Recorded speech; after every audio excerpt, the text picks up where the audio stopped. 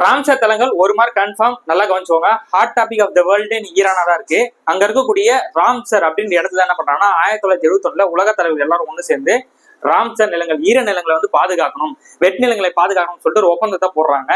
1982 11 வருஷம் கழிச்சு பிப்ரவரி 1ஆம் தேதி இந்தியால ஜாயின் பண்ணிடுறாங்க. ஒவ்வொரு வருஷமும் பிப்ரவரி 2ஆம் தேதி நம்ம என்ன கொண்டாடுறோம்னா வேர்ல்டு வெட்லேண்ட் டே, உலக ஈர நிலங்கள் தினம் சொல்லிட்டு கொண்டாடுறோம். இது வெளியிறது யாருன்னு சொல்லிக்கிறேன்னா IUCN. ஓகேவா? சோ இது வந்து பாத்தீங்க அப்படின்னா தமிழ்நாட்டுல மொத்தம் இருக்குன்னு சொல்லி பாத்தீங்கன்னா தமிழ்நாட்டில் இருக்கக்கூடியது. இந்தியாவில மொத்தமா எத்தனை ராம்சர் தலங்கள் இருக்குன்னு சொல்லிக்கிறேன் அப்படின்னா 98 ராம்சர் தலங்களை கொண்டு உலக லெவல்ல 3வது பிளேஸ்ல இருக்கு. இந்தியாவில யார் ஃபர்ஸ்ட் பிளேஸ் சொல்லி கேட்டாங்க அப்படின்னா தமிழ்நாடு 20 ராம்சர் தலங்களை கொண்டு ஃபர்ஸ்ட் பிளேஸ்ல இருக்கு. செகண்ட் பாத்தீங்கன்னா உத்தரப்பிரதேஷ் 10 ராம்சர் தலங்களை கொண்டு உள்ளது.